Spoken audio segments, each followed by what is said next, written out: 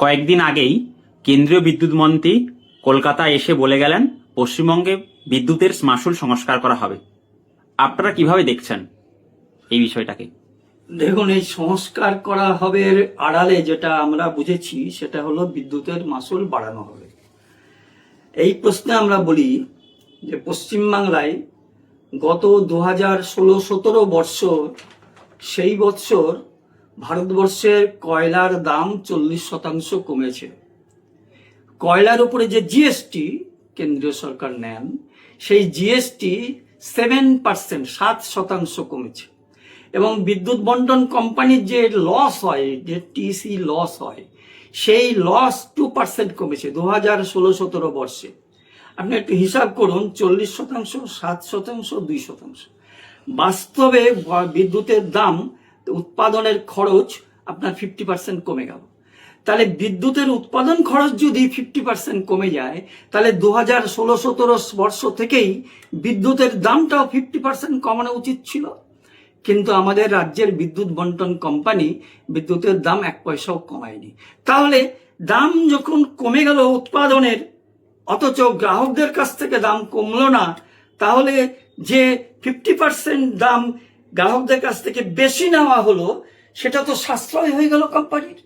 তাহলে এই যে শত শত কোটি টাকা প্রতি বছর সাশ্রয় হচ্ছে, আমরা এখনো জানি কয়লার দাম খুব একটা কিছু বাড়ে টাড়ে নাই, ট্যাক্সটাও সেই অবস্থায় আছে। বরং কোম্পানির টিসি লসটা আরো কমেছে, আগে 2% থাকলে এখন 4% কমে গেছে। তাহলে বিদ্যুতের দাম বাস্তবে এখনো 50% কমানোর জায়গায় আছে। যে দাবি নিয়ে আমরা all Bengal electricity consumers association অ্যাবেকাপ থেকে সেই 2016-17 বর্ষ থেকে আমরা লড়াই করে আসছি। বিগত পশ্চিমবাংলার সরকার আমাদের এই দাবিতে কর্ণপাত করেনি। আবার এই পরিবর্তিত সরকার এসে তাড়া না করে কেন্দ্রের সরকারের বিদ্যুৎ মন্ত্রী এখানে এসেই তিনি ঘোষণা করে দিলেন যে পশ্চিমবাংলার বিদ্যুতের মাশুল সংস্কার করা হবে।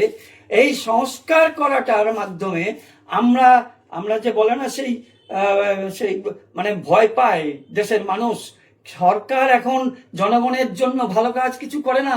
সরকার এখন এমন এমন বলে যে মানুষ আটকে উঠে ভয় পায়, এবার বোধহয় আর একটা কিছু আক্রমণ আসবে। আমরা ধারণা করছি এই সংস্কারটা বাস্তবে বিদ্যুতের মাশুল বাড়ানো হবে এবং বাড়িয়ে এমন করা হবে যাতে সেই বিদ্যুতের মাশুলের ব্যবহারটা করে পশ্চিমবাংলার বিদ্যুৎ বন্টন কোম্পানিকে আস্তে আস্তে প্রাইভেটাইজেশন, মানে বেসরকারি টাটা, গোয়েঙ্কা, আদানি, আম্বানির হাতে তুলে দেওয়া যায়। এই পরিকল্পনা করেই বিদ্যুতের মাশুল বাড়ানোর এই কথা হচ্ছে। চুরির কথা যেটা ওরা বলছে চুরি হয়, বিদ্যুৎ চুরি হয়, বাস্তবে এখন বেশিরভাগ জায়গায় কেবল লাইন হয়ে গেছে চুরি। তারাই, এই রাজ্য সরকারের যে বিদ্যুৎ বন্টন কোম্পানি, তারাই বলছেন চুরি অনেক কমে গেছে। কোথায় হয় চুরি? সরকারি বিদ্যুৎ বন্টন কোম্পানি হোক আর বেসরকারি কোম্পানি হোক, তাদের আধিকারিকের সঙ্গে বড় বড় ইন্ডাস্ট্রিয়াল কনজিউমার, তাদের সঙ্গে যোগ সাজেছে যে চুরি হয়, সেইটাই ভয়ঙ্কর চুরি।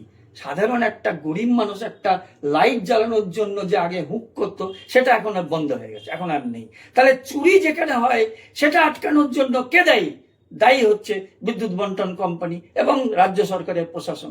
সেইটাকে ব্যবস্থা করলে আর চুরি, দুর্নীতি, কোম্পানির ঘরে যে দুর্নীতি, গ্রুপ সাপ্লাই লেভেলে, স্টেশন ম্যানেজারের লেভেলে আমরা দায়িত্ব নিয়ে বলতে পারি পশ্চিমবাংলায় 90%-এর বেশি স্টেশন ম্যানেজার লেভেলে যেভাবে দুর্নীতি হয় এবং যেভাবে কন্ট্রাক্টর, মানে যারা কিনা এই বিদ্যুতের সমস্ত কাজ করছে, মেরামতি, লাইন দেওয়া, লাইন কাটা, বিল করা, সমস্ত কিছু করছে, সেই যে ব্যবস্থাটা ওই কন্ট্রাক্টরের মাধ্যমে করা হয়, এই কন্ট্রাক্টরদের সঙ্গে সেই স্টেশন ম্যানেজারের অফিসের কর্মচারীদের একটা দুষ্ট চক্র সারা পশ্চিমবাংলায় তৈরি হয়েছে। কোটি কোটি টাকা মেরে দিচ্ছে, চুরি করে দিচ্ছে এবং কোম্পানির ঘরে বাস্তবে সে টাকা পৌঁছাচ্ছে না, এর ফলে চুরি হচ্ছে, এর জন্য কোম্পানির লস হচ্ছে। এইগুলো যদি ঠেকানো যায় এবং দূর করা যায়, তাহলে বিদ্যুতের দাম বাস্তব অবস্থায় 50% কমতে বাধ্য।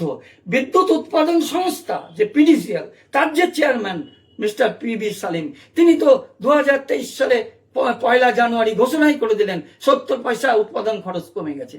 আমরা কি পেলাম? বিদ্যুৎ গ্রাহকরা কি পেল? তার কিছুই পেল না।